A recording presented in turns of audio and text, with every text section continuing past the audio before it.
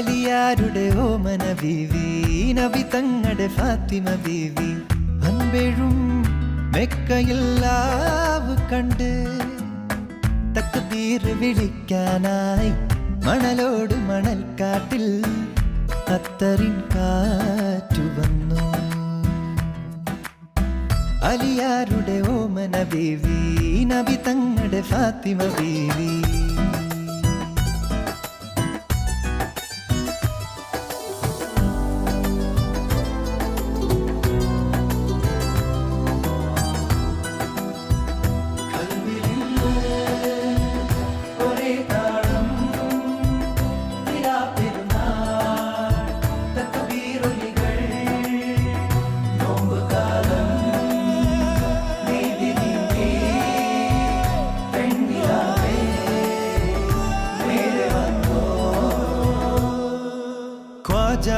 മെഹബൂബിൻ തിരുവരുളാലേ രാവേറെ ചൊല്ലാൻ 1000 തഹ്ലീലുകൾ.